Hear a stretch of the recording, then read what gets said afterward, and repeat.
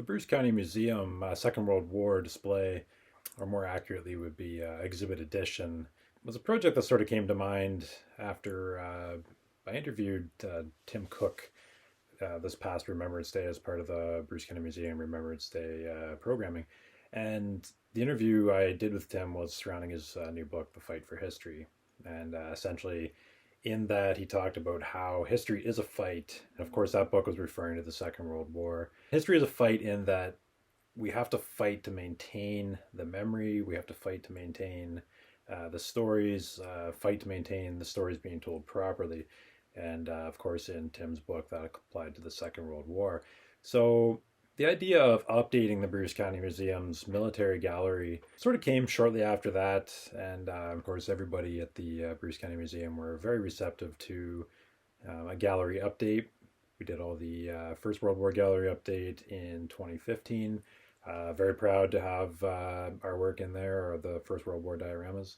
So we thought maybe just adding the Second World War story in might be something that would really benefit the entire display.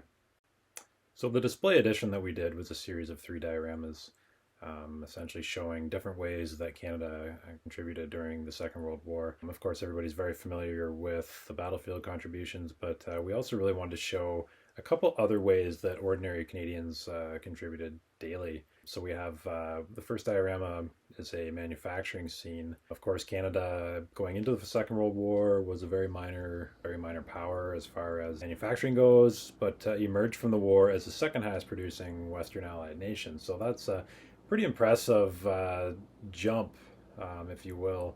Of course, all this was under the careful eye of C.D. Howe, Minister of Everything, essentially, is what they called him. So yeah, really on the diorama, it features 3 main parts. We have the big 3 auto manufacturers represented with one factory.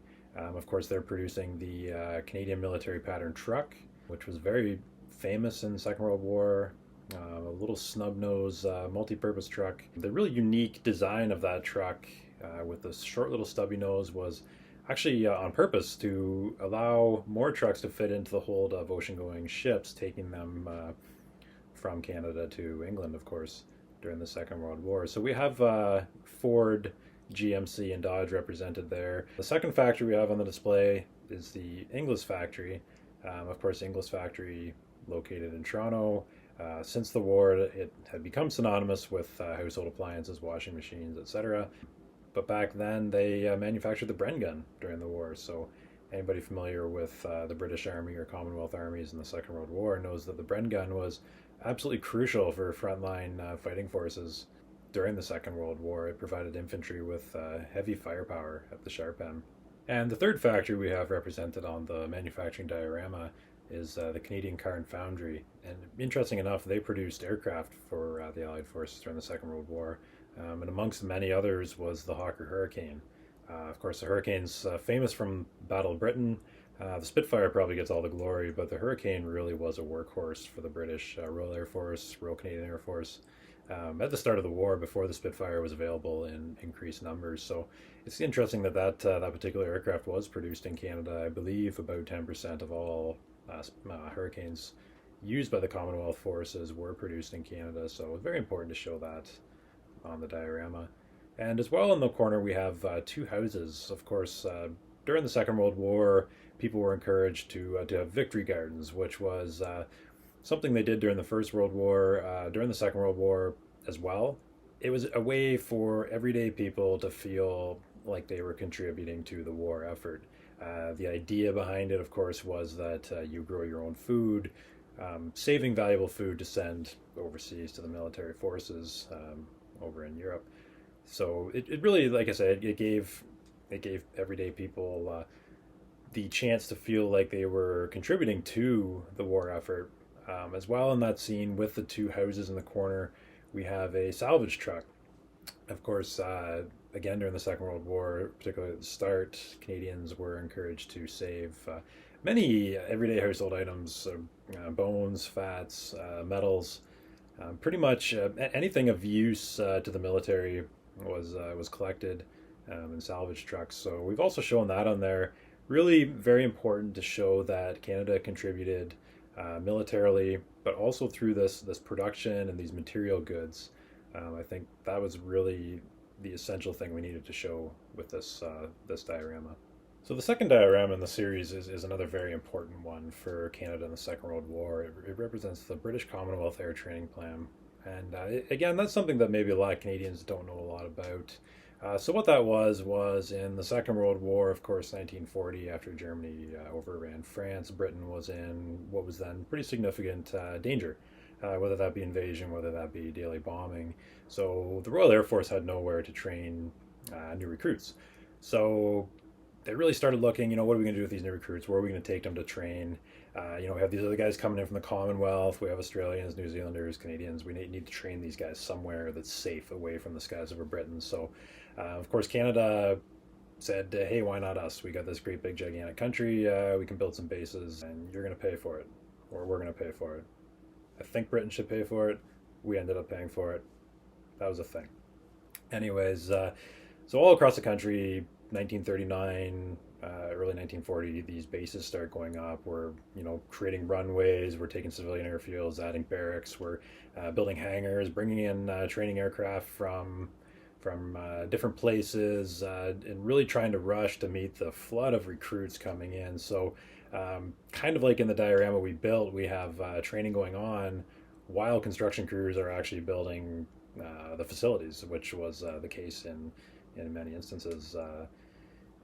Places being built while training was going on. So eventually, by the end of the war, 131,000 aircrew graduated from the British Commonwealth Air Training Plan, which is a very, very significant contribution to the Second World War from Canada, as Canada provided the facilities for all these people to train. So these graduates ended up in fighters. Many ended up in Bomber Command.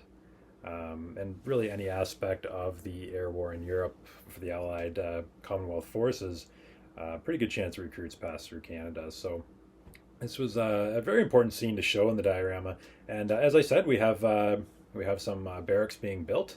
That just shows sort of the rush here. We have a big hangar. Of course, we have the Harvard, which is synonymous with training aircraft, but we also have Tiger Moth. We also have a Hurricane. As it certainly wasn't uncommon as the war went on for really older frontline fighters such as the Hurricane to become training aircraft, of course, for new recruits. So all that's represented on the scene. Again, I think this is a very important learning point. Maybe some people will see this and want to find out more.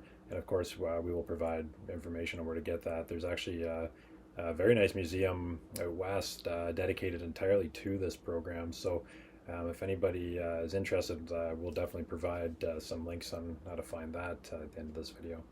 Third diorama in this series were entitled Liberation, but it could probably be more accurately called Ground Combat. I'm really not sure a lot of Canadians realize the intensity of the fighting that the Canadian forces saw in the Second World War, whether that be Sicily and then Italy in 1943 to 1945, or whether that be Dieppe, or whether that be following D-Day 1944, 1945 through the liberation of the Netherlands into Germany. The intensity of the fighting the Canadians saw was incredible. The casualties they suffered were enormously high. The ratio of troops engaged to casualties suffer during the Normandy campaign, for example, was the highest amongst the Allied forces. So though Tom Hanks and the boys did a good job in Saving Private Ryan, the Canadian experience was much the same, very similar as far as the D-Day landings go. So in this scene, we really just want to pay sort of homage to Canadian soldiers as far as we show the mechanization of the Canadian forces, whether that be with the Sherman tanks. We have featured on here 105 millimeter howitzer Sherman tanks, the Sherman Fireflies, and the regular 75 millimeter Sherman tanks. Really want to show the mechanization, then also the supply ability of the Canadian Army with the CMP trucks moving through the column with supplies going to frontline units. So as well, in this scene, really wanted to show the engineers. Of course, we have the Bailey Bridge that they've put up and are in the process of going to take down soon. And we also have the engineers repairing the main bridge where tanks are rolling into the town. So I think this scene, we could talk about it all day, really. There's so many unfortunate misconceptions about the Canadian Army in the Second World War. Historians have fallen in love with the German Army for some reason. A lot of them forget that the German Army didn't win. And the Canadian Army outfought them, everywhere. A lot of historians will say, "Wow, it's because they had better supplies and stuff like that." But when it all comes down to it, it was our terrified 20-year-olds against their terrified 20-year-olds, and the Canadians did well. And we show that in this diorama. We have a wrecked German self-propelled gun, as well as a knocked-out Panther tank, because that did happen. The Sherman Firefly was a very, very feared weapon, and it could knock out those German tanks from any range, pretty much within range. So yeah, it's about showing the scene. It's also about maybe doing away with a few misconceptions. And really, my hope with any dioramas I ever make is that people will leave wanting to learn a little bit more. So, of course, at the end of this video, I'll include some links for some really further watching, further reading, because it's very important not to just take one source for it. Don't take my dioramas, as gospel. You do your own research, and as accurate as we try to make them, it's always best when you sort of learn on your own as well. So, yeah, we'll provide those at the end of this video. So yeah, I very much appreciate you checking out this video. Of course, the real star of this show is the Bruce County Museum, located in Southampton, Ontario, where they do an excellent job of really preserving the past stories, whether it be local or Canadian stories in general, how they're tied into the local experience. So of course they can be seen in Southampton, Ontario. Visit their website, brucemuseum.ca, for more information.